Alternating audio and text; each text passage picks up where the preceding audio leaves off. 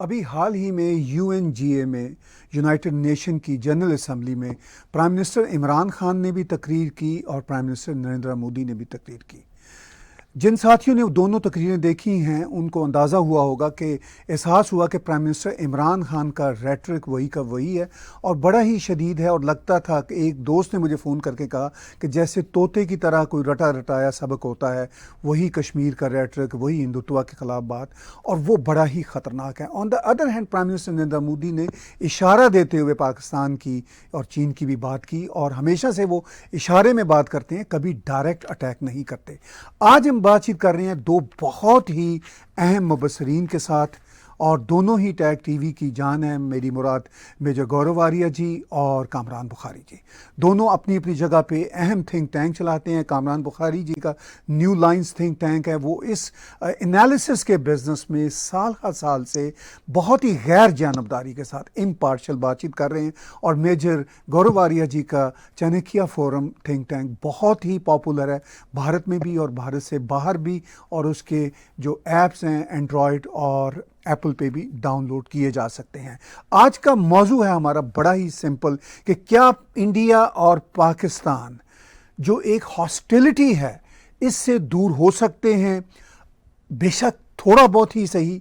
Prime minister Narendra Modi ने गुज़िश्ता कुछ सालों में दो तीन बड़ी अहम बातें की हैं। उन्होंने कहा कि पाकिस्तान के साथ हम बातचीत कर सकते हैं, लेकिन अगर गोला बारूद की फ़ज़ा होगी तो बातचीत नहीं हो सकती।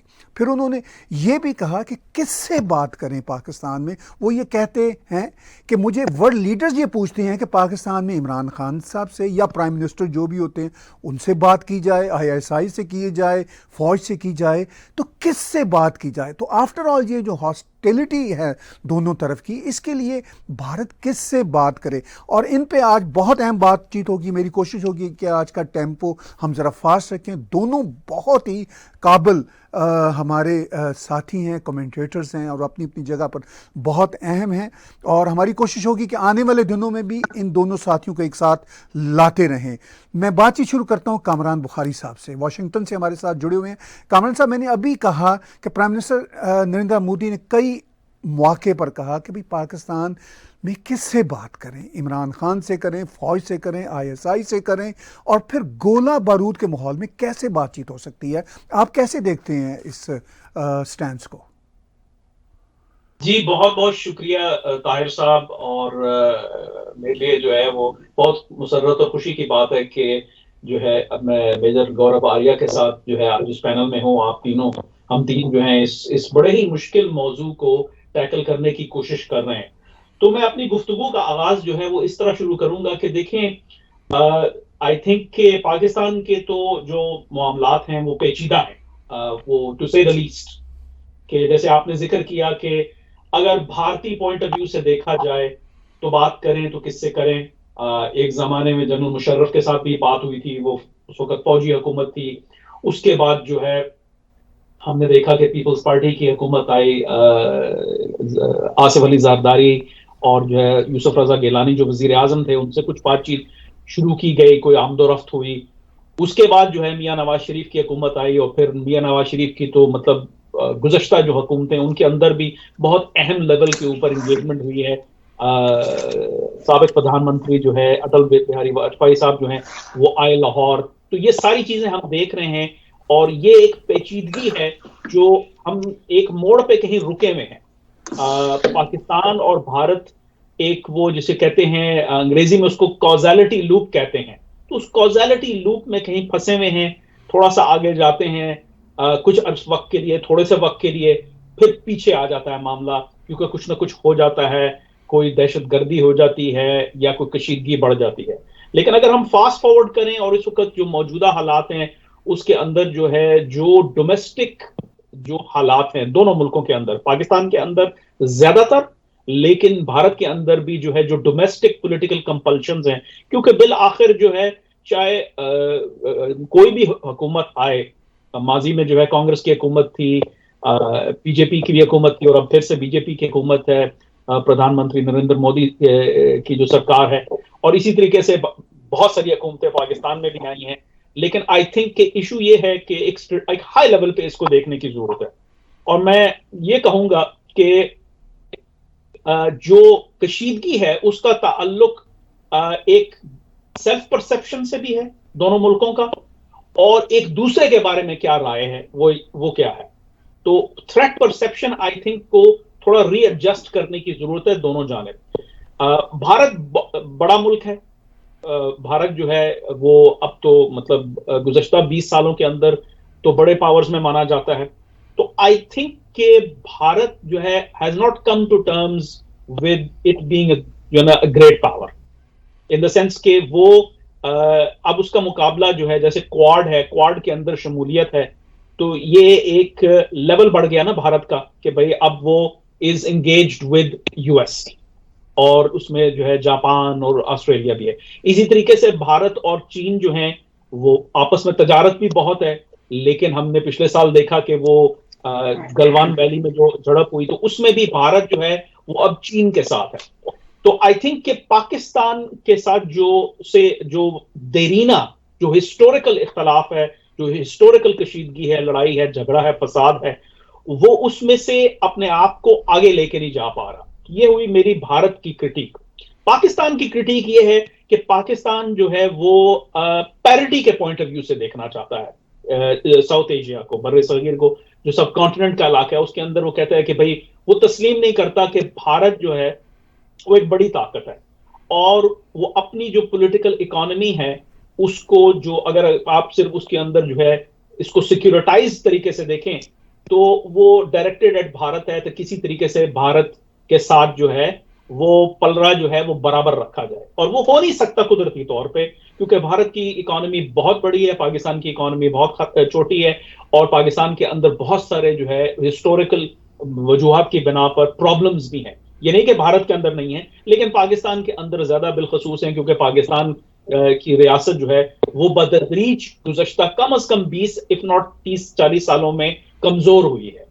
तो आई थिंक यहां पर हैं हम, और ये दोनों जानिब जो है, एक तो भारत को अंदर कॉन्फिडेंस आना चाहिए कि भाई वो इलाके की सिक्योरिटी में पाकिस्तान को उस तरीके से एग्जिस्टेंशियल थ्रेट ना देके। एंड मैं बात नहीं कर रहा सिर्फ पॉलिसी मेकिंग कम्युनिटी की, मैं बात कर रहा हूं आम तौर पे जनता जो है वो किस तरीके से गुफ्तगू करती है। वो एक ऑब्सेशन सा है, एक दोनों तरफ पाकिस्तान के अंदर भारत को लेके एक ऑब्सेशन है, और वो उसकी हम डिटेल में जा सकते हैं, लेकिन भारत के अंदर भी जो है पाकिस्तान जो है क्या कर रहा है। आई थिंक कि ये यहां से डिसएंगेजमेंट अगर हो सके तो I think this is where आगे का रास्ता यहां से मिलता है। तो मैं यहां रोकूंगा अपनी बात को और माइक आपको वापस दे। बहुत शुक्रिया कामरान साहब, आपने बहुत सारे पहलुओं पे निगाह डाली। मेजर साहब हमारे साथ दिल्ली से जुड़े हुए हैं और हर हफ्ते उनके साथ भी हम बातचीत करते हैं। मेरे साहब, कामरान बुखारी साहब ने बहुत सारी बातें की, आप इन सब बातों को कैसे देखते हैं? पहली बात तो ताहिर साहब बहुत बहुत शुक्रिया आपका, और कामरान साहब को मैं 40 साल बाद देख रहा हूँ यहाँ पे। तो जो इंडिया वाले देख रहे हैं ये शो, वो मैं आपको बता दूं कि हम और कामरान साहब एक ही स्कूल में पढ़े। मुझे अभी भी पता लगा 5 मिनट पहले। 1 साल के लिए मैं उस स्कूल में पढ़ा था, तब मैं इनसे मिला था, और टैगोर इंटरनेशनल स्कूल बसंत विहार 1 साल के लिए पढ़ा था। तो अच्छा लगा, 40 साल के बाद मिल रहे हैं। We are all old man now, हम लोग बूढ़े हो चुके हैं अभी। अच्छा, देखिए मैं ताहिर साहब ऐसा है कि ओवरऑल मैं मानता हूँ कि कामरान साहब कुछ जो बातें कर रहे हैं, मतलब overall I agree with what he is saying, and logical सी बात है। इसमें मैं कुछ चीज अपनी भी जोड़ना चाहूंगा। ताहिर साहब ऐसा है कि जब देखिए ये जो 2 मेजर पीस ओवरचर्स हुए थे भारत की तरफ से पाकिस्तान की ओर, वो पहले अटल जी के वक्त हुए थे और मोदी जी के वक्त हुए थे। अब both of them are from the RSS. हमें समझना पड़ेगा कि दोनों संघ के, अटल जी अब नहीं रहे इस दुनिया में, दोनों संघ के वो थे और ये अभी भी हैं। और एक माइंडसेट है संघ का, एक सोच है संघ की, एक आइडियोलॉजिकल चीज है जो संघ जिसके साथ आइडेंटिफाई होता है, राष्ट्रीय स्वयंसेवक संघ। अटल जी का मीनार पाकिस्तान जाना, लाल कृष्ण आडवाणी जी का पाकिस्तान जाना, मोदी जी का पाकिस्तान जाना, because I am an Indian, मैं जानता हूं राष्ट्रीय स्वयंसेवक संघ क्या है। मैं जो पाकिस्तानी भाई बहन देख रहे हैं, मैं उनको बताना चाहता हूं कि कितनी ज्यादा अपनी पॉलिटिकल कैपिटल उन्होंने लाइन में लगाई जब मोदी जी कहते हैं कि मैं अपने स्वेरिंग इन में नवाज शरीफ साहब को बुलाना चाहता हूं, जिसको दिल्ली की लैंग्वेज में कहते हैं, उन्होंने कितने लोगों से पंगे लिए होंगे ये बोलने के बाद. The kind of political capital that Atal ji must have put when he said that I will go to Minaar-e-Pakistan, क्योंकि पाकिस्तान से एक शिकायत रही है कि इंडिया ने कभी हमारा एग्जिस्टेंस माना नहीं, which I think is not true because we have a high commission there and they have a high commission here and कुछ समय पहले तक तो तिजारत भी थी, मैचेस भी खेलते थे, बॉलीवुड में भी आते जाते थे, हमारे लोग भी वहां जाते थे, तो ऐसा नहीं है. लेकिन हाँ, एक तासुर सा था, एक थॉट प्रोसेस था कि इंडिया ने शायद नहीं माना, उसी को दूर करने के लिए वो लोग गए. तो उसके बाद जब कारगिल हुआ और इसके बाद जब उड़ी हुआ या फिर पुलवामा, तो इंडिया में over a period of time आप देखिए कि शुरुआत में जब 2014 में मोदी जी आए थे पावर में, ही वाजंट लाइक दैट, क्योंकि आप शुरू में अगर आप एक्शंस देखेंगे, उन्होंने इनफैक्ट जब पठानकोट के एयरबेस पर अटैक हुआ था, I am informed by the media, मुझे नहीं पता ये बात सही है, बट मीडिया में, इंडियन मीडिया में ऐसा आया था कि ISI के लोग आए थे इंडिया में, उनको इनवाइट करा गया था कि जी हम आपसे जो कह रहे हैं कि आपकी तरफ से दहशतगर्द आए, आप खुद आके देख लें. और मैंने ऐसा इंडियन मीडिया में पढ़ा है, आप इंटरनेट पे जाएंगे तो आप देख देंगे कि पाकिस्तानी इंटेलिजेंस, वो ISI के थे, military intelligence, I don't know, but इतना कोई अपने एयरबेस में एक फॉरेन पावर जिसके साथ आप लड़ाई लड़ चुके हो उसको बुलाना, सो दे पुट, ऐसी बात नहीं है कि उन्होंने कोशिश नहीं करी. देखिए बात ये होती है कि भारत में ऐसा अग्रेसिव स्टैंड इसलिए था क्योंकि कांग्रेस के समय एक सोच थी कि peace at any cost, peace at any cost, किसी भी कीमत पे अमन होना चाहिए, शांति होनी चाहिए, हमें कोई भी कीमत चुकानी पड़े.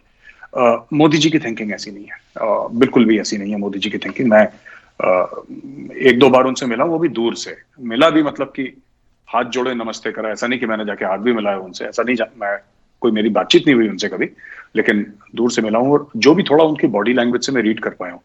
एक तो ये चीज है. दूसरी चीज ये है कि ये बात बिल्कुल सही है जो ताहिर साहब ने बोला कि इंडिया में कंफ्यूजन है कि अगर पाकिस्तान से बात करें किससे बात करें. ये झटका इंडिया को बहुत पहले लग चुका था, लेकिन सबसे ज्यादा झटका कारगिल के बाद लगा, व्हेन इनिशियल पाकिस्तान मीडिया पे रिपोर्ट आई. और इंडिया में काफी हद तक कंफ्यूजन था जब कारगिल की लड़ाई हुई थी. बहुत इंडिया में कंफ्यूजन इसलिए था क्योंकि इंडिया, क्योंकि डेमोक्रेसी है, मैं ये नहीं कह रहा परफेक्ट डेमोक्रेसी है, फ्लॉड डेमोक्रेसी है, लाखों कमियां हैं हम लोगों में, हमारी सेक्युलरिज्म में बहुत कमियां हैं, हमारे कॉन्स्टिट्यूशन में अच्छी बातें लिखी हैं जो हम हर समय फॉलो नहीं कर पाते, कोशिश करते हैं, इंटेंट है फॉलो करने का, but we are also human beings, we make a lot of mistakes, और इंडियंस हैं तो 2 की जगह 3 मिस्टेक्स कर ही देते हैं हम लोग.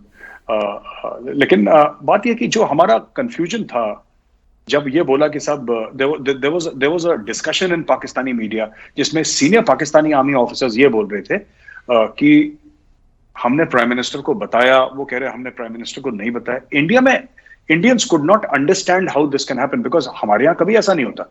हमारे यहाँ the prime minister is the boss. अगर कल मोदी जी बोलना ये होगा तो वो पत्थर की लकीरें होगा.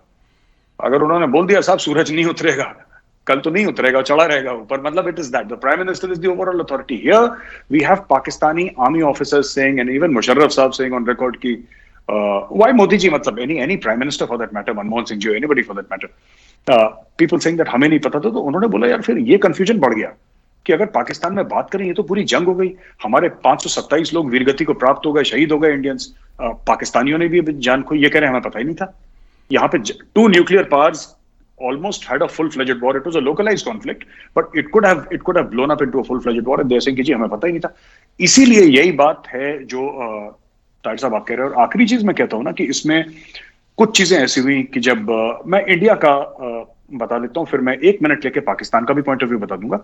इंडिया में ये भी हुआ कि जब 370-35 से हटाया इंडिया ने, तो वो काफी टाइम से लोग कह रहे थे हटना चाहिए.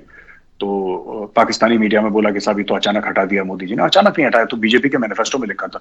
वो बीजेपी वाले तो डे 1 से कह रहे हैं कि हम हटा देंगे जिस दिन हमारे पास ताकत होगी. तो 2 चीजें होती है ना फौज में, जैसे बोलते हैं you have intent and you have capability. BJP के पास हर समय इंटेंट था, कैपेबिलिटी नहीं थी in this thing of numbers, you know कि व्हेन आई से capability I mean both houses of parliament में नंबर्स नहीं थे. जिस दिन इंटेंट और कैपेबिलिटी मिल गई उन्होंने हटा दिया. तो उन्होंने लिख के भी दिया था कि हम कर देंगे. तो काफी हल्ला हुआ. उसके बाद जो इमरान खान जी ने जो ट्वीट करे और जिस तरीके के पर्सनल अब्यूज करा, उससे क्या हुआ कि जिसको बैटन डाउन द हैचेस कहते हैं कि मतलब ठीक है, अब तो अगर ये बात है तो ठीक है, if this is what they want then so be it. Right. India का ये मौजू था कि आर्टिकल 370 एंड 35A व पार्ट ऑफ इंडियाज कॉन्स्टिट्यूशन, ये भारत के संविधान का हिस्सा, वो भारत का एक मौजू था कि हमारा, हम हटाएं उसको, जो भी करें हमारी मर्जी, पार्लियामेंट के थ्रू हमने हटा दिया, ठीक है। ठीक तरीके से हटाया नहीं हटाया, दैट्स अ लॉन्ग डिबेट, वो भारत में भी चल रही है। अच्छा, अब मैं आता हूं पाकिस्तान की ओर। मुझे लगता है पाकिस्तान में बहुत सारे लोग हैं जो हाल ही में जो हुआ अफगानिस्तान में, there are a lot of sane voices which I respect a lot, which are coming out from Pakistan. And I was telling a lot of Indian colleagues कि इस बंदे को सुनो जो ये बोल रहा है XYZ ना, he's making a lot of sense. And there are a lot of people with a lot of depth as far as intellectual thinking is concerned, जो बिल्कुल ऐसी बातें बोलते हैं जो हम भी सोचते हैं कि यार इनको सुनेंगे ना तो कुछ सीखने को मिलेगा.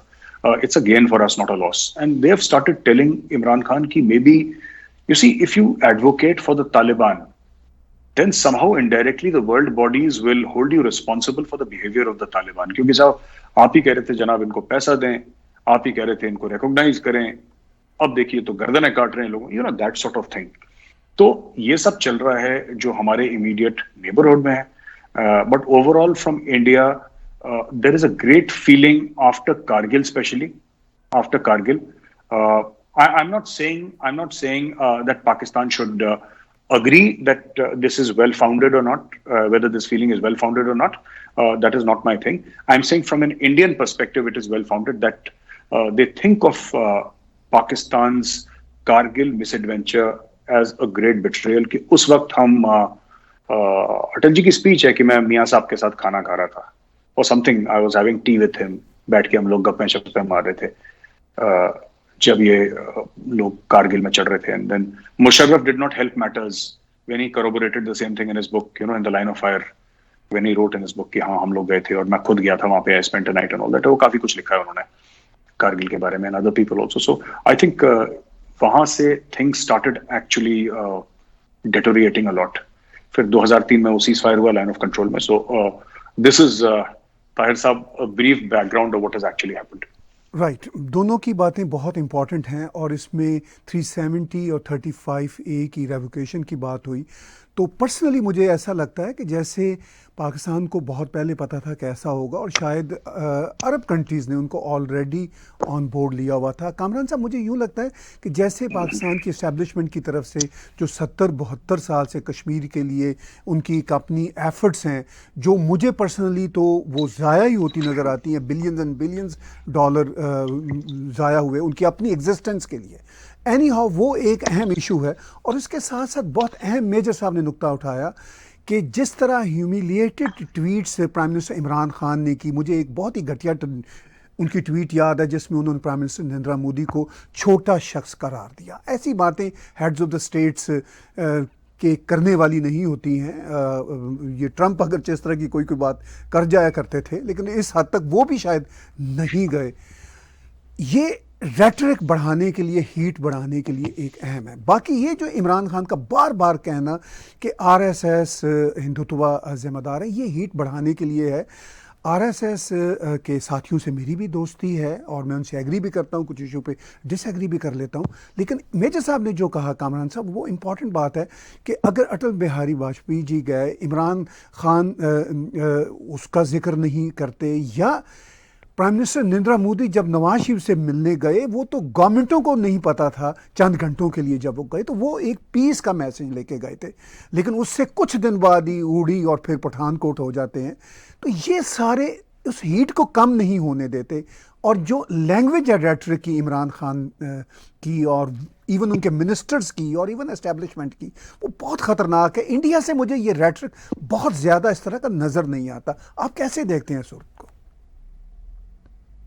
जी देखें, आपने जो सवाल किए वो बहुत अहम है और मेजर साहब ने जो गुफ्तगू की वो जो है बहुत ही जरूरी थी कि वो कॉन्टेक्स्ट देखा जाए, क्योंकि इसको हम जो है एनालिसिस की दुनिया में एम्पैथेटिक एनालिसिस कहते हैं कि आप जो है आप एक्टर के पॉइंट ऑफ व्यू से को देखें और उसके शूज में आके अपने आप को रखें और कहें कि अच्छा एक एक्टर जो है दूसरे एक्टर के बारे में किस तरह देख रहा है, कैसे सोच रहा है और उसकी क्या थ्रेट परसेप्शन है.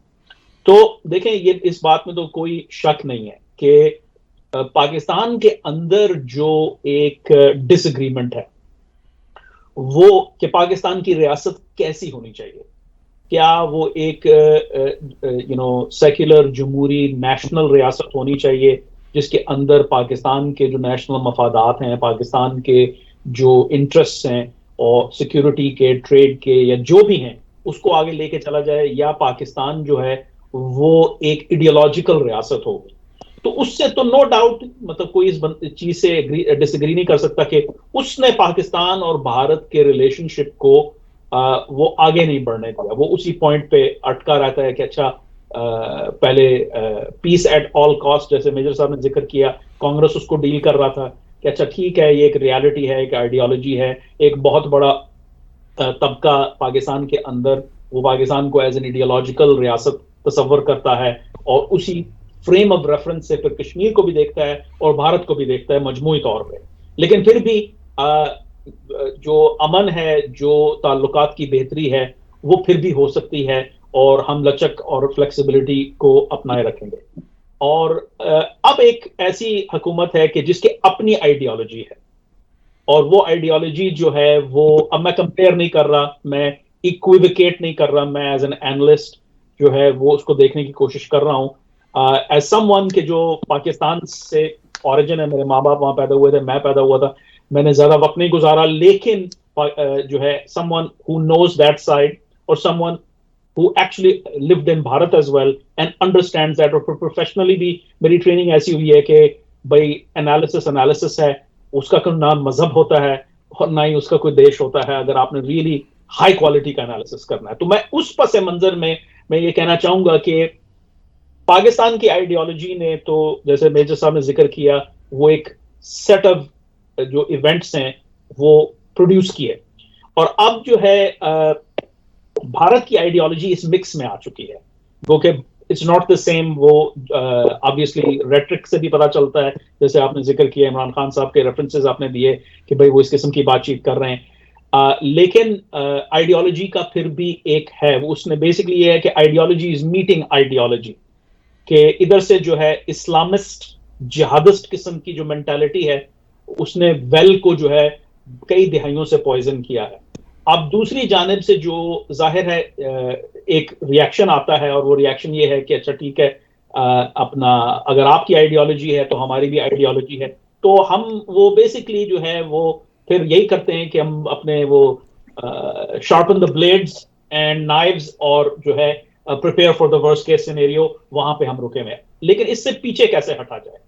इससे पीछे हटने का हमारे पास तारीख के अंदर बहुत मिसालें हैं कि देखें, सोवियत यूनियन और यूनाइटेड स्टेट्स की बहुत बड़ी, इससे बड़ी आइडियोलॉजिकल जो है इख्तलाफात थे, और जो है वो एक ग्लोबल लेवल पे थे, लेकिन उसके बावजूद दोनों मुल्कों ने, और कश्मीर की बड़ी भी कारगिल का मिसाल दी, मैं समझता हूँ Kargil was a very watershed moment, कि जहां से जो भी कोई अमन की जिसे कहते हैं उम्मीद थी या जो कोशिशें की जा रही थी, उसको बेसिकली बहुत बड़ा नुकसान पहुंचा कारगिल की वजह से।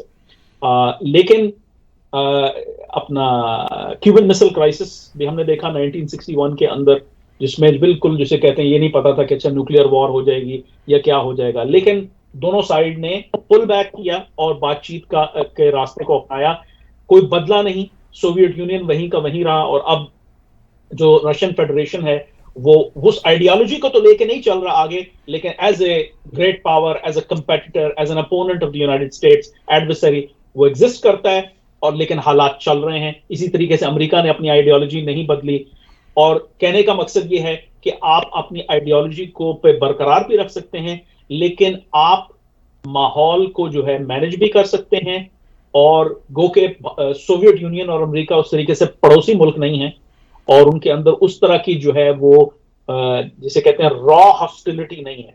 लेकिन मैं फिर भी समझता हूं कि जहां भारत और पाकिस्तान, कनाडा और अमेरिका नहीं बन सकते, मैं किसी इल्यूजन में नहीं हूं, लेकिन कम से कम एक डिसेंट जो है माहौल क्रिएट हो सकता है कि जहां आप हैं भाई ठीक है, आप वो कर रहे हैं, आप ये करेंगे। ये एग्जिस्टेंशियल जो इश्यूज हैं कि भाई अगर अमेरिका ये भारत ये करेगा तो बस पाकिस्तान के लिए तो मतलब ये मरने और जो है ना मिट जाने का मुकाम है, और अगर पाकिस्तान की तरफ से दहशतगर्दी आ रही है तो वो एक इंडिया के लिए एग्जिस्टेंशियल थ्रेट है। तो आई थिंक इससे हटा जा सकता है पीछे, इससे नीचे आया जा सकता है कि अच्छा भाई, आप हैं, हम हैं, अब हम लेट्स टॉक अबाउट कि क्या हम कर सकते हैं। और अक्सर और बेशतर जो है आती रहती है अपना इंडिकेशंस पाकिस्तान से भी कि भाई आप जो है, हम हालात को तब्दील करना चाहते हैं। हाल ही में जो है अप्रैल में या मार्च में, I think it was in March, जब army chief general Qamar Bajwa जो हैं, उन्होंने वो जो इस्लामाबाद सिक्योरिटी डायलॉग के मौके पर एक तकरीर की, जिसमें उन्होंने दो अहम बातें की। एक तो उन्होंने जियो इकोनॉमिक्स की बात की कि ये इस पैराडाइम से अब पाकिस्तान की नेशनल सिक्योरिटी एस्टैब्लिशमेंट आगे बढ़ना चाहती है। दूसरी उन्होंने जो अहम बात की कि we want to bury the past with India. तो एक हद पे तो ये इसको हम देख सकते हैं कि अच्छा भाई, ये रिटोरिकल है, ये रेटरिक है, तो एक्चुअली क्या किया जा रहा है। लेकिन आई थिंक कि what that tells me is कि वो जो rational policy making, decision making है, वो कहीं दबी हुई है आइडियोलॉजी के नीचे, लेकिन है, एग्जिस्ट करती है। इसी तरीके से जो है, हमने अपना मेजर साहब ने जिक्र किया, भारत इसमें जरा ज्यादा एडवांस्ड है कि बावजूद इसके कि उनकी ओरिजिन्स आरएसएस से हैं और बहुत ज्यादा उन्होंने जो है अपना सोशल और political capital on the line रख के, पहले वाजपेयी साहब ने, फिर मोदी साहब ने, वो पाकिस्तान आए। नोयत मुख्तलिफ थी, लेकिन ये हुआ। तो कहने का मकसद ये है कि there is space, there is room के दोनों साइड्स जो हैं वो एक तब्दील ना करें। कोई ये नहीं कह रहा कि वो अचानक तब्दील हो जाएंगी, हर किसी की कंपल्शंस हैं। और बड़ा जरूरी है पाकिस्तान की जानिब से कि भारत को ये मैसेज भेजा जाए कि भाई, आप बात करेंगे तो आपकी बात जो है वो आप सही एक्टर से बात कर रहे हैं। अगर आप वजीर आजम से बात कर रहे हैं तो that means you are speaking for, he is speaking for all of Pakistan. और इसी तरीके से अगर जो है पाकिस्तान की जानिब से बातचीत की जाती है तो भारत का जो मैसेज है वो ये है कि भाई देखें, हम जो है आपको वो कोई एग्जिस्टेंशियल नुकसान नहीं पहुंचाना चाहते। क्योंकि आमतौर पर जो गुफ्तगू है, जो टेम्परेचर हम बड़ी देर से, बड़े सालों से ये टेम्परेचर जो है गुफ्तगू का बढ़ रहा है, मतलब कम नहीं हो रहा। कुछ ना कुछ ऐसा हो जाता है जिससे ये सिलसिला चलता रहता है। फिर बीच में मीडिया के अपने जो है वो पॉलिटिकल इकोनॉमिक कंपल्शंस भी होते हैं, जिस वजह से ये टेम्परेचर कम नहीं होता। आई थिंक जरूरत है और हो सकता है कि दोनों जानिब जो है अपनी अपनी कंपल्शंस को रखते हुए, कि ठीक है, एक जो है 40 साल से एक जो इस्लामाइजेशन का प्रोजेक्ट चल रहा है, उसने पाकिस्तान और इलीट और पाकिस्तान की मैसेज को एक खास तौर पे जहन साजी की है, जो बेसिकली भारत के रिलेशनशिप को फिर वो जो जहन साजी है वो भारत से जो रिलेशनशिप है उसको रिफ्रैक्ट करती है और बड़ी बुरी तरीके से करती है। लेकिन इसी तरीके से आई थिंक कि भारत की जानिब से ये पाकिस्तानी जो एक्सपीरियंस है, जो पाकिस्तान का ने जो गलतियां की हैं, वो भारत ना दोहराए। और मैं फिर से कहूंगा कि वो, आई डोंट थिंक भारत और पाकिस्तान आइडियोलॉजी को लेके बराबर चल रहे हैं, लेकिन जो भारत के अंदर होता है, और कश्मीर के अंदर जो 370 हुआ, फिर उसको एक पॉलिटिसाइज कर दिया गया, उसकी बहुत ज्यादा उछाला भी गया, उसकी एक हकीकत भी है। जाहिर है कश्मीर के एक तबका है जो इससे नाला है। फिर ये है कि अगर जो ये राइट विंग आइडियोलॉजी जो है इंडिया के अंदर जो रूलिंग पार्टी की है, इसने कशीदगी जो है, कम्युनल कशीदगी क्रिएट की है, फिर पाकिस्तान उसके ऊपर लैच ऑन होता है और वो पाकिस्तान की थिंकिंग को शेप करती है। आई थिंक कि देखें, ये इसको तब्दील नहीं किया जा सकता, मैनेज जरूर किया जा सकता है। और मैनेज करने के लिए ब्रेवरी और करेज की जरूरत है, स्टेट्समैनशिप की जरूरत है। कि भाई आप देखें, इमरान खान साहब को भी चाहिए कि वो ये जो इस तरह की जो ओछी ट्वीटें हैं वो ना करें। मतलब उनको ये देखना है कि वो क्यों कर रहे हैं, ये तो पता है, वो इसलिए कर रहे हैं क्योंकि उनको वोट लेने हैं, उनको अपनी पॉपुलैरिटी बढ़ानी है, उनको जो है ये चीजें जो है दिस सेल्स पॉलिटिकली इन पाकिस्तान। तो उनको ये देखना है कि क्या उनको वो पॉलिटिकल कैपिटल ज्यादा अजीज है अपने लिए, या उनको जियो पॉलिटिकल कैपिटल हासिल करना है। और वो ये है कि ये दिखा के भाई ठीक है, मैं जो हूं मैं ये, लेकिन मैं I can reach out to India, I can talk to India. और इसमें जो कहते रहते हैं कि सिविल और मिलिट्री जो है वो एक ही पेज में, तो I think he needs to put his अपना इन्वेस्ट इन दैट कि ठीक, अगर आप कह रहे हैं कि सिविल और मिलिट्री एक ही पेज में, फिर दिखाइए। और भारत की जानिब से आई थिंक के बड़े होने का जो साइज में बड़ा बड़ी पॉलिटिकल इकोनॉमी, मोर जो है स्टेबल पॉलिटी, आई थिंक उस लेवल पे रह के तो आई थिंक भारत को आगे लेके चलना है। इस पे हम मजीद डिटेल में बात कर सकते हैं, लेकिन बैक टू यू। जी, थैंक यू। बहुत आपने अहम बातें की और बहुत सारे नए सवालात आपने उठाए जिनका जवाब तो मेजर साहब ही दे सकते हैं। मैं सिर्फ उसमें इतना ही कह सकता हूँ कि पाकिस्तान की तरफ से जो रेटरिक है वो वाकई चेंज ना होने की दो वजूहात हैं। एक तो माइंडसेट है और दूसरा वेस्टेड इंटरेस्ट है, वोट लेने हैं। मैं सब आपने कामरान बुखारी जी के नए सवालात सुने, नई जो इनकी पोजीशनिंग है इन सारे इश्यूज़ पे देखी। आप कैसे इनको वन बाय वन एड्रेस करना चाहेंगे? देखिए, दो तीन चीजें हैं और मैं फिर से ये कहूंगा कि जो कामरान साहब ने बातें बोली ना, I agree largely with them. देखिए, कोई बेवकूफी होगा जो बोलेगा कि नहीं ऐसा करते हैं, जंग लड़ते हैं और एक दूसरे की गर्दनें काटते हैं, तो पागल ही कोई बोलेगा। And at least I don't ascribe to it. Now I'll tell you what, why tempers rise, why tempers rise. ये जो पूरी फिलॉसफी है हिंदुत्व की, पहले मैं वो समझा दूं आपको, राइट? हिंदुत्व की philosophy, and I just wish, जैसे हम लोग, मुझे ऐसा लगता है, मैं तनकीद नहीं कर रहा, पर मुझे ऐसा लगता है जैसे मैं पर्सनली रोज पाकिस्तान के न्यूज़पेपर्स पढ़ता हूँ every day. There are lot of Indians who are very keen Pakistan watchers. मुझे लगता नहीं है कि पाकिस्तान, कुछ लोग पढ़ते हैं जरूर, ये मुझे बात, पर मुझे नहीं लगता कि इतनी इंडिया की स्टडी होती है पाकिस्तान में जितनी होनी चाहिए। इतनी इंडिया के ऊपर बुक्स अवेलेबल है पाकिस्तान में जितनी हमारे यहाँ if you go to any good book store and से पाकिस्तान के ऊपर किताबें चाहिए तो 50 आपको किताबें दिखा सकता है वो। So there is a lot of reading about Pakistan that goes on in India. पहली चीज ये। दूसरी चीज ये है कि ये जो जैसे राष्ट्रीय स्वयंसेवक संघ है, मेरे हिसाब से, if I am not mistaken, ये 1925 में बना था। It's a right wing organization and it means national volunteer core.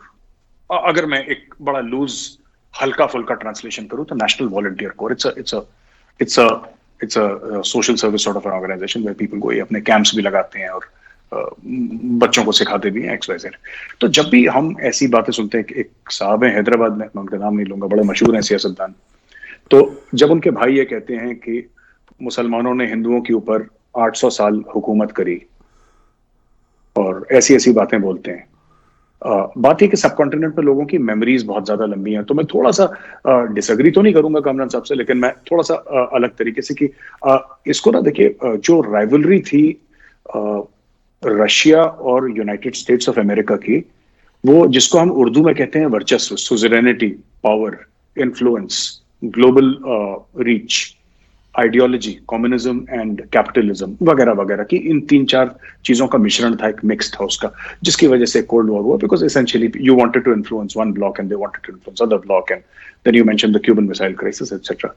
यहाँ पे memories go back hundreds of years, probably almost 1000 years है। तो इशू ये है कि जो लोग डिस्कस करते हैं वो फिर मोहम्मद बिन कासिम से डिस्कस करते हैं, but we are not going there because that is useless, that is part of the past, long gone, dead and buried. But when you have voices from educated people in India, right sir, and even from Pakistan who say that हमने 800 साल हिंदुओं पर राज करा, तो then a typical Indian who has a right wing ideology would come back and say कि ठीक है साहब, आपने राज करा, बहुत अच्छी चीज हुई, आपने हिंदुओं को अपने बूट के नीचे रखा, ये भी बहुत अच्छी बात हुई, लेकिन नाउ अब बैटिंग हमारी है। You understand what I am saying sir? कहने का मतलब है कि अब मोदी जी आ गए हैं और 800 साल आपने कर लिया, अब 800 साल हम भी कर लें, हमारे तो सिर्फ 6-7 साल हुए हैं, अभी तो हमारे मतलब ना 794 years बाकी हैं। So to you see, that is the banter. Not to be taken very seriously, but so एक के बाद एक कि ठीक है साहब आपने राज करा, बट वो राज करा था, अब हमारा है। Now it is not like that. India में जो कुछ बोले, India remains constitutionally a secular country and we have our own set of problems. इसमें कोई मैं बोलूं कि नहीं साहब परफेक्ट है, तो ऐसा तो नहीं है, और ये जग जाहिर है कि परफेक्ट नहीं है, तो हमें अपनी 10 गलतियां हैं और ये सब हम कर रहे हैं, अपनी तरफ से कोशिश करते हैं। We go wrong and then we set it right.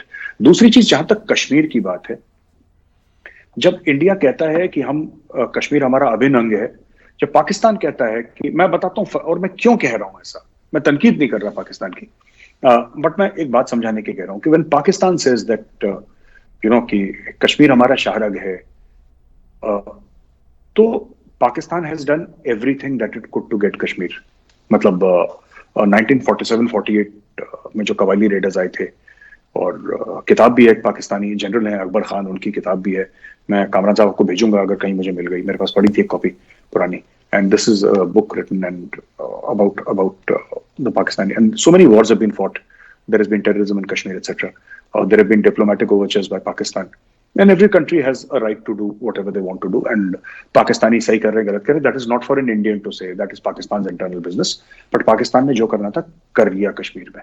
अब कश्मीर में अगर इंडिया, देखिए पाकिस्तान ने जंग लड़ी कश्मीर में, जो आपने जंग लड़ी, आपसे मेरा मुराद है पाकिस्तान से जो जंग लड़ी 1999 में या 1965 में जो अखनूर में अटैक हुआ था, या 1947-48 की हम बात कर लें, वो लड़ाई हुई थी। कश्मीर में जो तंजीमें, ये जैश मोहम्मद, लश्कर तैयबा, हिजबुल मुजाहिदीन, ये सब तो पाकिस्तान बेस्ड हैं और यूनाइटेड नेशंस एक्नॉलेज करता है कि पाकिस्तान बेस्ड है।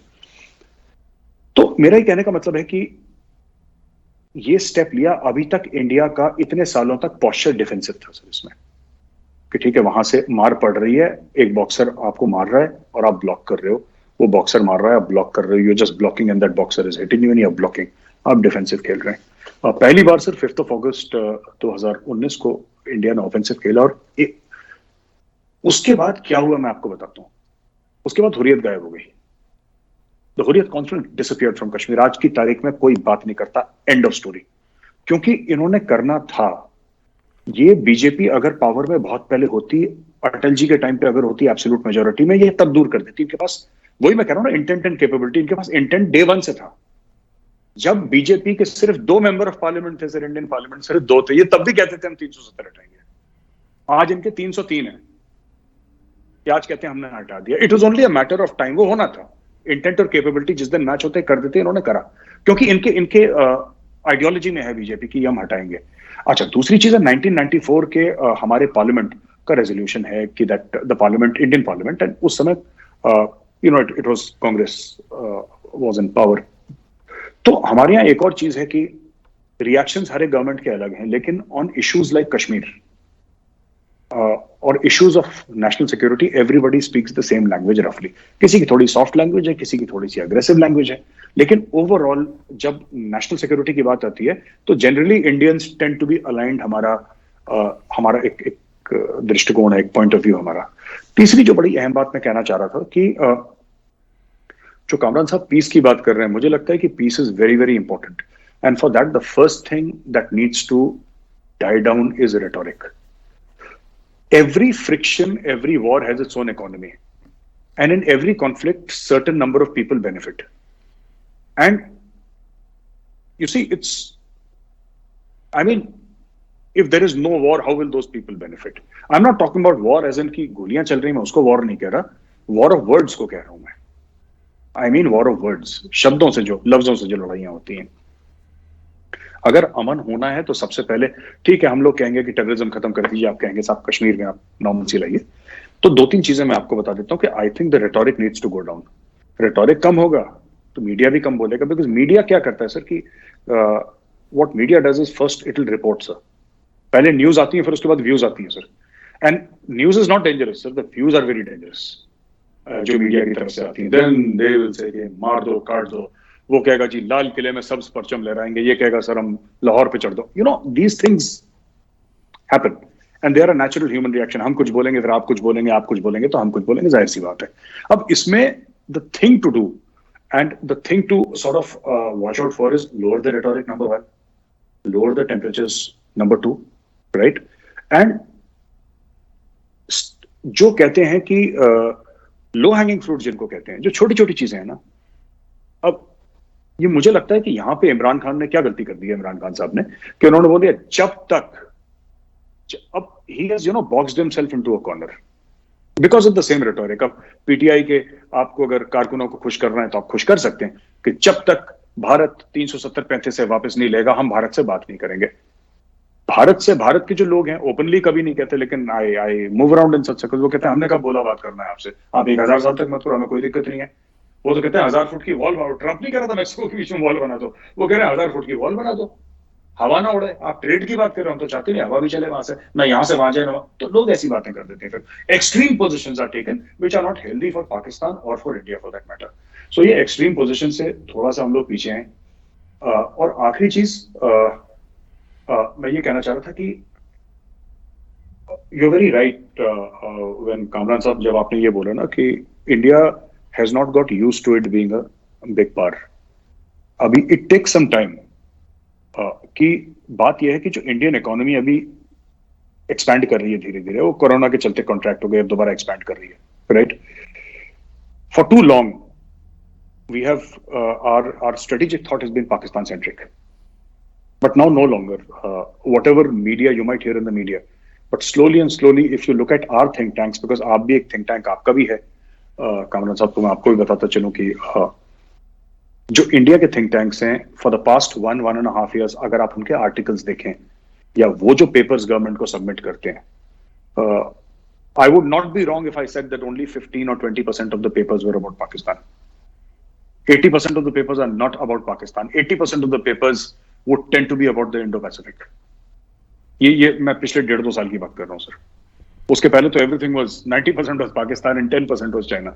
But last 2.5-3 years, Indo-Pacific has occupied a very large mind space in India, China focused, and using of economic warfare as a policy against China. हम किस तरीके से अपनी इकोनॉमी मजबूत, वो किसी ने बोला था ना, अमेरिकन था जेम्स का, मैं नाम भूल गया, it's the economy stupid. I think is very famous.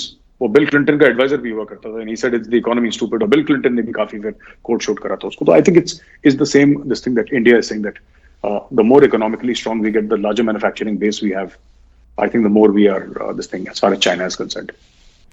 मेर साहब, आपने बहुत अहम बातें की। आपने कहा कि रेटरिक को कम होना होगा, और इसके साथ साथ आपने ये भी कहा कि अब जो इंडिया में शिफ्ट है वो इंडो पैसिफिक की है, पाकिस्तान सेंट्रिक का वो वाला मामला नहीं रहा। ये हमें भी नज़र आता है। कामरान बुखारी साहब, आप भी वॉशिंगटन में बैठ के इन फैक्ट्स को देखते हैं। पहले तो ये बताइए कि रेटरिक कैसे कम हो। ऑफ कोर्स मुझे तो फ्रैंकली लगता है, मैं अगर इम्पार्शियल बात करूं, पाकिस्तान की तरफ से इस रेटरिक को कम होना होगा पहले, तभी बात आगे बढ़ेगी।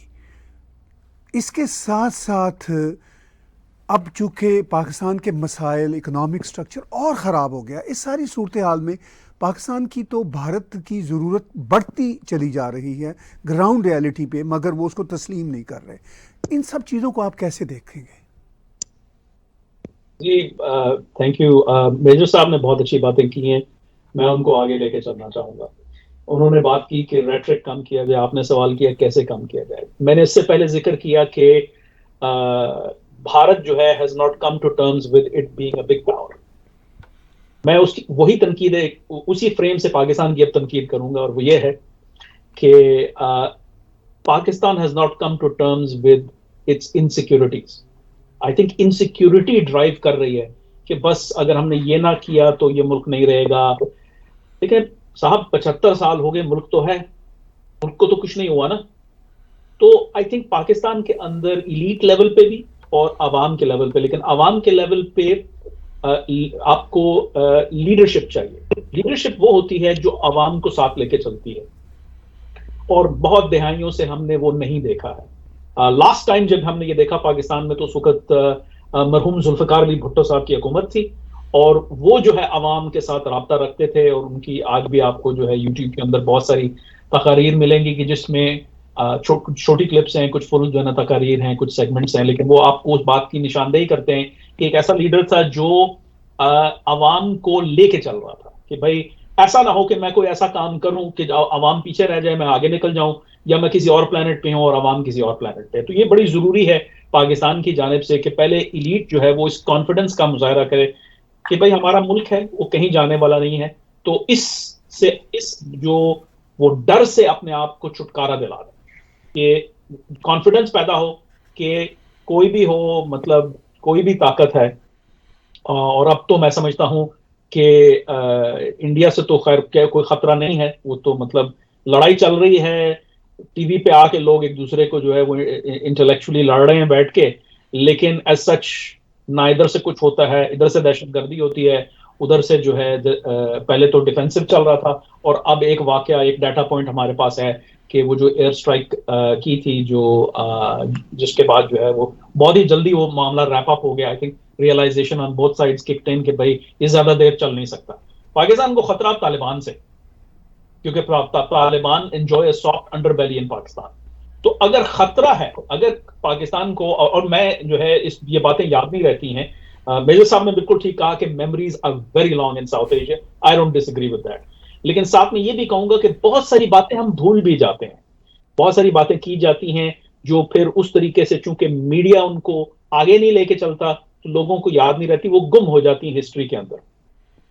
तो एक जमाने में जनरल कयानी जो थे, जिन्होंने जनरल मुशर्रफ के बाद टेक ओवर किया था, उन्होंने ये बात और की थी कि भाई जो खतरा है वो इंटरनल है, भारत से हमें खतरा नहीं है। वो बात कहीं रुकी हुई है इलीट इमेजिनेशन में, और आवाम के अंदर सिंक इन नहीं हुई है।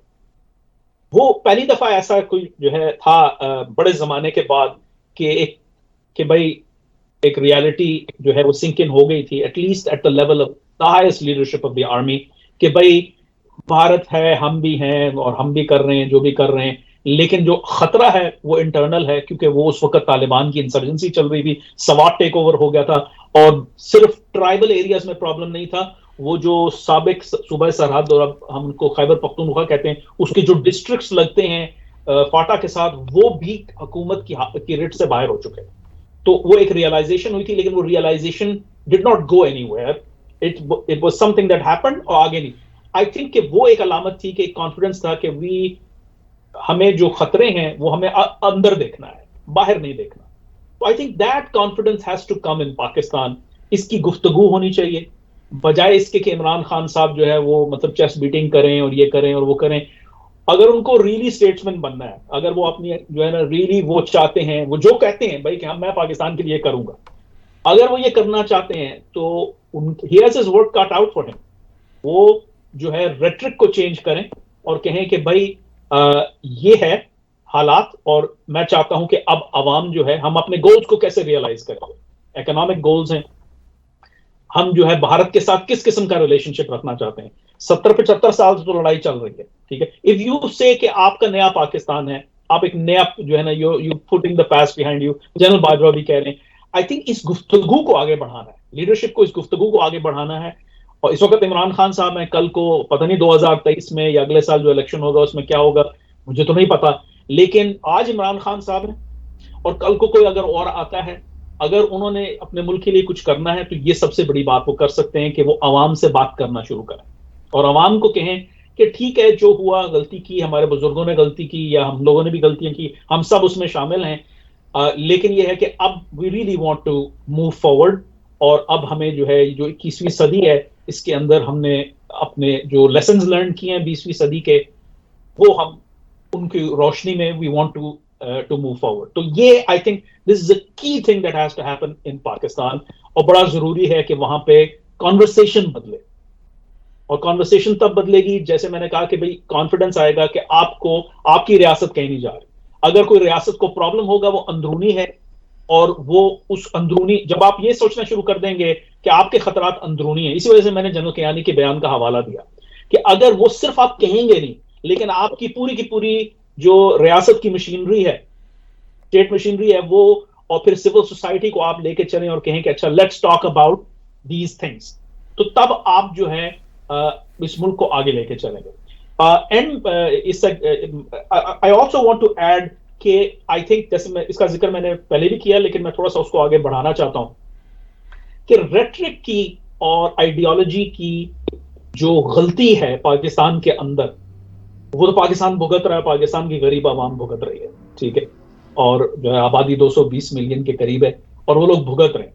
आई थिंक कि जो इस वक्त जो मोदी सरकार के सामने जो चैलेंज है वो ये है कि आप जो है एक जो नई दिशा है, नई डायरेक्शन है जिसके अंदर आप भारत को लेके चल रहे हैं, कि जहां पर अब आप जो है पाकिस्तान के जो मुकाबले में जो डिफेंसिव पॉलिसी थी उसने आपने उसको ऑफेंसिव बना दिया, और फिर आपकी डोमेस्टिक पॉलिटिकल कंपल्शंस भी हैं, कंस्टिट्यूएंसीज भी हैं जिनको आपने जो है वो साथ लेके चलना है।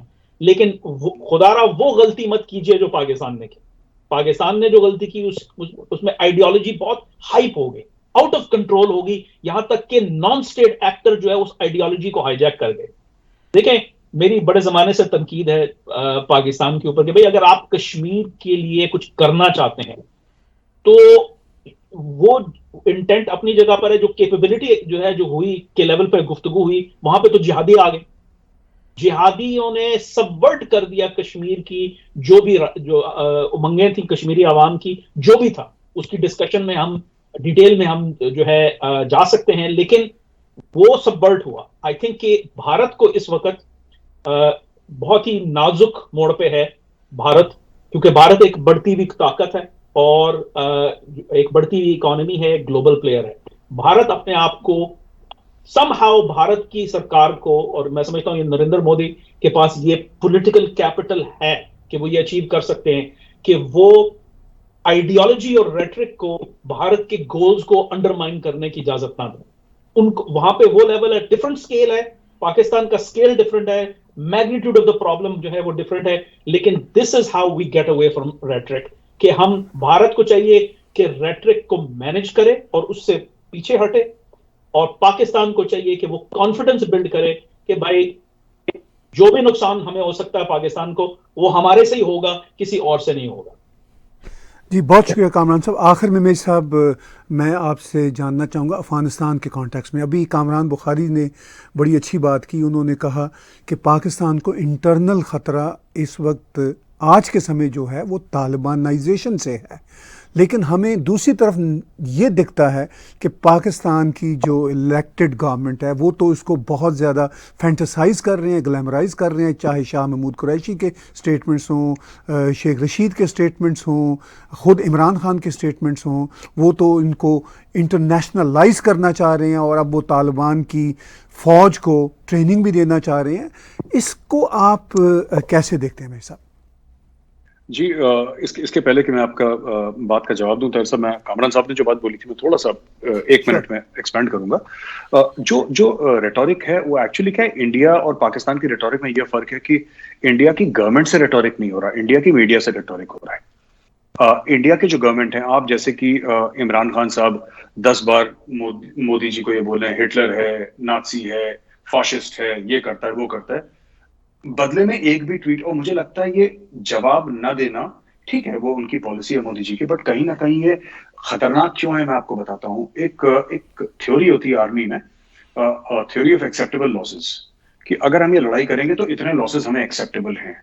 अगर मैं बड़े कोल्डली, जिसको कहते हैं ना कोल्ड एज अ फिश, अगर मैं आपको एक बात बताऊं तो कि this is this thing of acceptable losses.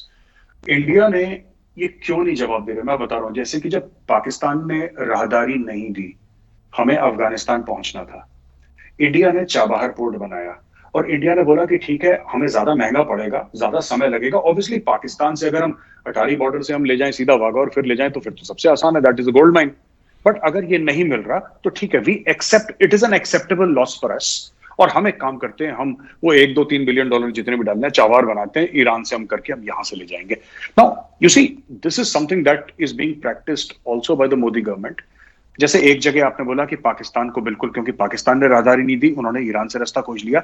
अब जैसे रेटोरिक के, अगर मैं उसको बताऊं कि जैसे रेटोरिक अगर इमरान खान की तरफ से आ रहा है कि, और लगातार 50 या 55 ट्वीट्स थे उनके लगातार जो आए थे कि ये है मोदी बुरा आदमी है, ये small people in big places और समथिंग लाइक दैट, किसी एक का भी जवाब नहीं आया, गवर्नमेंट से जवाब नहीं आया, कोई गवर्नमेंट के जूनियर ऑफिसर तक ने जवाब नहीं दिया। लेकिन जो हुआ है, जो एक्चुअल हुआ है, वो मीडिया ने जो भी अपना बोला होगा, because media is a separate beast all together if I may say so, उसका अलग मामला है। इवन अगर आप यूएनजीए के स्पीच देखें जो खान साहब ने अभी दी थी, उसके भी रिस्पॉन्स में मोदी जी ने कुछ नहीं बोला। और there was that young, very young Sneha Dubey और some, I forget the lady's name, that young lady IFS officer जिसने राइट टू रिप्लाई अपना वो करा था, and she was the one who responded.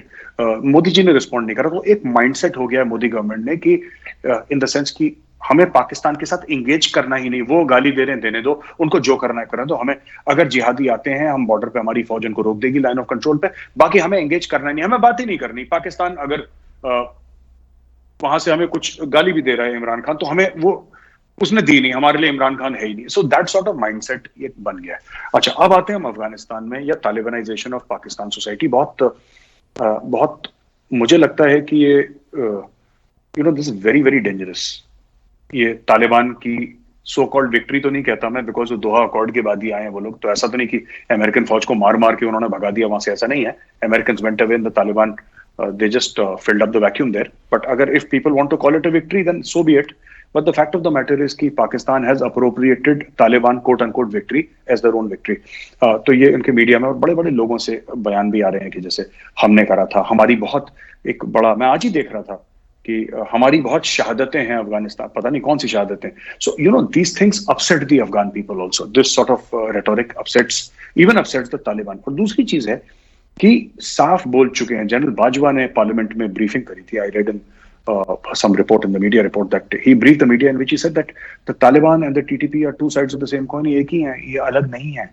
तो अगर आप ये कहते हैं, अगर कोई भी ये कहता है फॉर एग्जाम्पल, एंड ये मैं देख रहा हूँ, I think general Bajwa is far smarter than Imran Khan, far smarter, कि ही मेजर्स हिज वर्ड्स, वो फालतू की बात नहीं करते, वो बड़े नाप तोल के बात करते हैं।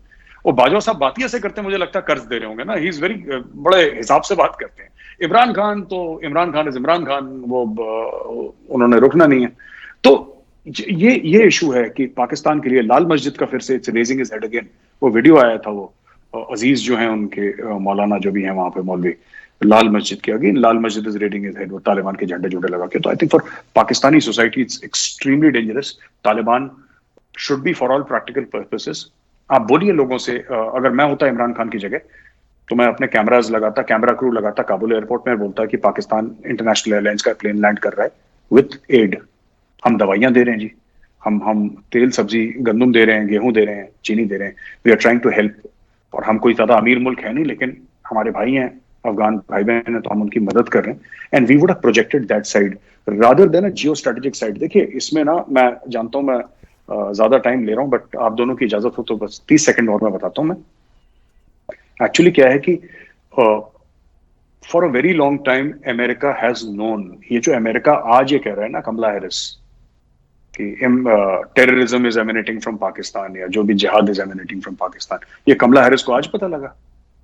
Americans needed Pakistan for a very long time, उनको राहदारी चाहिए थी, उनको और भी चीजें चाहिए थी, पाकिस्तान के कॉन्टैक्ट्स चाहिए थे, पाकिस्तान की जो very important and highly critical geo strategic space है पाकिस्तान जो ऑक्यूपाई करता है, अमेरिकन्स को वो चाहिए था।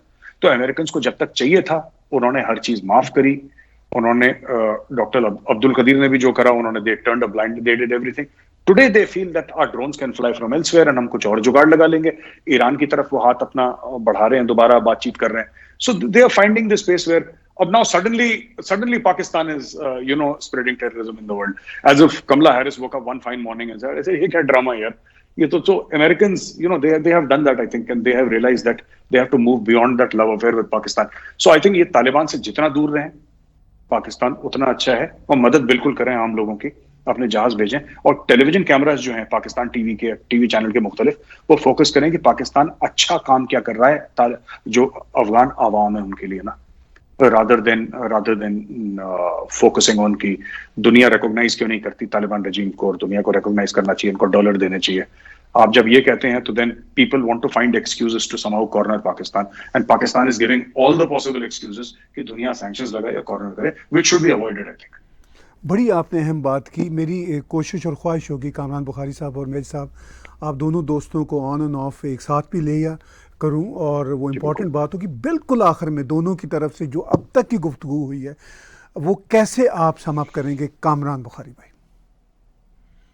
जी ताहिर साहब, देखिए मैं बिल्कुल अग्री करता हूं आपके साथ कि ये गुफ्तगू चलनी चाहिए, और ये गुफ्तगू सिर्फ कामरान बुखारी और मेजर आर्या नहीं करें, ये बहुत सारे और लोगों को करने की जरूरत है। और तभी ये रेट्रिक जिसकी हमने जिक्र किया और इत्तेफाक किया कि रेट्रिक कम होना चाहिए, टेम्परेचर कम होना चाहिए, तभी ये बात होगी। और ये जरूरी नहीं है कि हम क़यादत के लेवल के ऊपर देखें। सियासतदान जो है, लीडर लोग जो होते हैं, उनकी बहुत सारी मजबूरियां होती हैं उनकी सियासत को लेके, उनकी पोजीशन को लेके, और उन्होंने बहुत सारे जो है वो कंस्टिट्यूएंसीज को खुश करना होता है। तो वहां पे तो जरूरत है, लेकिन आम लोगों के अंदर जब ये गुफ्तगू शुरू होगी, और ये शुरू हुई थी एक मुशर्रफ दौर में, ये शुरू हुई थी, लेकिन फिर जो है वो उसको झटका लग गया और वो आगे नहीं बढ़ सकी। लेकिन ये गुफ्तगू बहुत जरूरी है, और मैं समझता हूं कि ये अगेन ये मल्टीपल लेवल्स पे जरूरी है, और फ्रैंक कॉन्वर्सेशन की जरूरत है, और अनबायस्ड होके देखने की जरूरत है। जैसे अभी मेजर साहब जो हैं वो पाकिस्तान के इंटरेस्ट को पॉइंट आउट करके तो कह रहे हैं कि भाई ये आप जहाज़ों को लेके जाइए, वहां इमदाद कीजिए, बजाय इसके कि जो आप कर रहे हैं। जैसे मैंने गुफ्तगू की कि भाई भारत को ये करना चाहिए। तो इस तरह की जो क्वालिटी कॉन्वर्सेशन है, जब ये होगा, इसका ये बढ़ेगा, तो फिर ही कहीं हमें आगे का रास्ता नजर आएगा।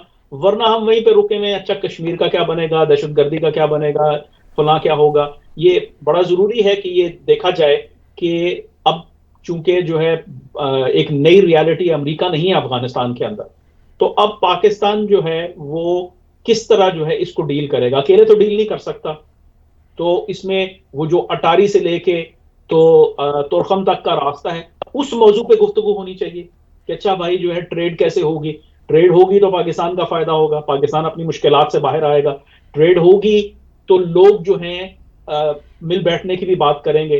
देखें बहुत कम लोग होते हैं कि जो जिसे कहते हैं ना अल्ट्रुइस्टिक रीजंस, या बगैर किसी मफादात को देखे हुए तो अमन की बात करना चाहते हैं। बहुत सारे लोग मफादात के थ्रू, जब उनके मफादात जुड़ जाते हैं तो फिर अमन की बातें भी शुरू हो जाती हैं, और फिर वो रास्ते जो पहले नहीं लिए गए होते वो सामने नजर आते हैं और उन पे हम चलना शुरू कर देते हैं। तो आई थिंक यहाँ पे ये डिस्कशन की जरूरत है, और होपफुली टैग टीवी और इंशाल्लाह आगे करके जो है और चैनल्स के ऊपर भी और फोरम्स के अंदर भी इस लेवल की कॉन्वर्सेशन बर्रे सगीर के जो लोग हैं, भारत के लोग हैं, पाकिस्तान के लोग हैं, वो आपस में कर सकेंगे।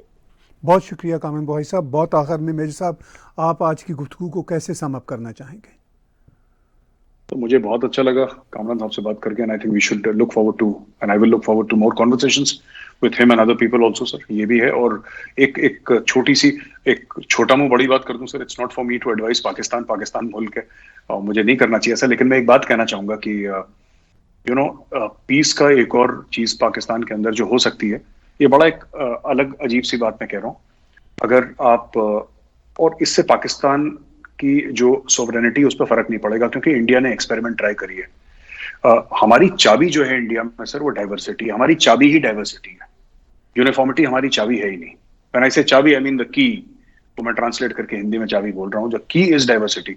यानी कि अगर पाकिस्तान सर, मुझे लगता है इंटरनल पाकिस्तान में पीस जो है सर, अगर आप ये बोलें कि जो बच्चा पैदा होता है, अगर जो भी बच्चा अगर पैदा होता है पंजाब में, अगर वो अपनी ट्रेनिंग पंजाबी में हासिल करे, सिंधी में करे, बलोच बच्चा बलोची में करे या बलोच लैंग्वेज में करे, या फिर पश्तून बच्चा पश्तून, जैसे हम लोग हैं सर। हमारी कोई एक लैंग्वेज नहीं है इंडिया की, हमारी 14-15 लैंग्वेजेस हैं। और हमारी स्टेट असेंबलीज में भी, जैसे पाकिस्तान की स्टेट असेंबली में भी उर्दू बोल रहे हैं। जैसे कि हम लोग देखते हैं कि पाकिस्तान, जब मैं तकरीरें सुनता हूँ पाकिस्तान की जो स्टेट असेंबली है पंजाब की, वहां पे जो तकरीरें हो रही हैं वो भी those are also happening in Punjabi, sorry in Urdu sir. जो सिंध में हो रही है वो भी उर्दू में हो रही है। तो अगर अपनी अपनी लोग बोली बोलेंगे, मुझे लगता है इससे क्या जुड़त ज्यादा होती है सर लोगों के बीच में। जैसे कि मैं I am trying to learn a few words of Marathi, I am trying to learn a few words of Bengali. मैं कोशिश करता हूं। तो मुझे लगता है यू नो व्हाट, भारत में तो कभी सक्सेसफुल नहीं हो सकता। और मुझे लगता है कि ये पाकिस्तान में अगर आपकी जो लैंग्वेजेस हैं, आपका जो लोकल कल्चर है, अगर आप उसको सेलिब्रेट करेंगे तो मुझे लगता है इसके बहुत फायदा हो सकता है। भारत को भी हो सकता है। यहाँ पे सिंधी बोलने वाले, पंजाबी बोलने वाले दुनिया भर के भरे हुए सर इंडिया में। So I think it will benefit both the countries that way. बहुत शुक्रिया आप दोनों दोस्तों का कि आपने शिरकत की, और ये एक ऐसा मौजू है जिसके बारे में आप दोनों का ये मानना है कि इस पे बातचीत जारी रहनी चाहिए। व्यूअर्स, बातचीत सुनी आपने मेजर गौरव आर्या और कामरान बुखारी की एक ही शो में। दोनों दोस्त टैग टीवी पर अलग अलग अपने तबसरे के साथ आते रहते हैं और आते रहेंगे, लेकिन हमारी कोशिश होगी कि दोनों दोस्त एक साथ भी आते रहें, और इसके साथ साथ जैसा कि दोनों दोस्तों ने सजेस्ट किया, हम और भी इंटेलेक्चुअल्स को लेकर आएंगे। आज की गुफ्तगू से आपने अंदाज़ा किया कि दोनों की गुफ्तगू किस तरह महज़ब अंदाज में, सिविल अंदाज में एक दूसरे को समझने और समझाने की खातिर थी। हमारा मीडिया किसी तरह भी चीखने, चलाने या सतही गुफ्तगू का मुतहम्मल नहीं है। हमारी कोशिश है कि साउथ एशिया में भी अमन हो, पूरी दुनिया में भी अमन हो, और जो हक़ाइक़ हैं उनको समझा जाए। जब तक हक़ाइक़ को तस्लीम ना किया जाए तब तक अमन की राह पायदार नहीं होती। यह है हमारा टैग टीवी का पैगाम, और इस पर हम बातचीत करते रहेंगे। आप हमारे यूट्यूब के चैनल को सब्सक्राइब कीजिए, और इसके साथ साथ डोनेट के बटन को आप क्लिक करेंगे तो आप हमें क्रेडिट कार्ड के ज़रिए, पैट्रियन के ज़रिए स्पॉन्सर कर सकते हैं। और जब आप हमें स्पॉन्सर करेंगे, आप हमें पैट्रोनाइज करेंगे, तो हमारे लिए और सहूलत हो जाएगी कि हम इस तरह की क्वालिटी कन्वर्सेशन आपके लिए ज़्यादा से ज़्यादा लेकर आएँ। आज का बिला तकल्लुफ़ तजिया मेरे साथ कामरान बुखारी साहब और मेजर गौरव आर्या जी के साथ देखने और सुनने का बहुत शुक्रिया।